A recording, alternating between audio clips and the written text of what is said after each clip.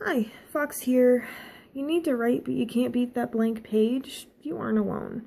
Whether you're working on a blog post, novel, or short story, there are literally hundreds of writers out there right now that are struggling with the same problems you are. The good news is you don't need to feel trapped. I've been a professional copywriter for a few years now, and there have been literally dozens of days where I didn't feel like writing.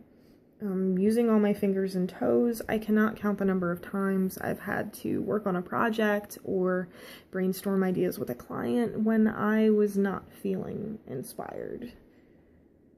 The fact is, if you take writing seriously, and especially if you want to do it professionally, then you need to be doing it regularly. In this video series, I will be sharing some of my favorite ways to break out of writing funks and to unleash your inner writing badass. If you want to channel some of that awesomeness for yourself, make sure you're following along and keep watching. So today's tip for beating writer's block is a little out there, but I'm hoping if you stuck with me past get over yourself and just write, that you're going to be able to handle this one. So basically, tip 3 for conquering writer's block is to abandon complete sentences. So the logic here is that if you're still struggling with whatever project it is that you haven't been able to bring to life, that your brain is kind of struggling with going from 0 to 60.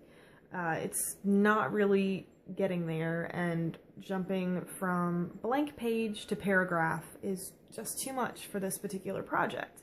That happens from time to time, and that's why we need to dial it back and figure out how we can make it happen. The best methods that I've found are to run through word associations related to your topic and to make lists. Lists can very easily be turned into outlines, and once you have an outline on paper or screen, it's a lot easier to try and flesh out an article or a story or even a book.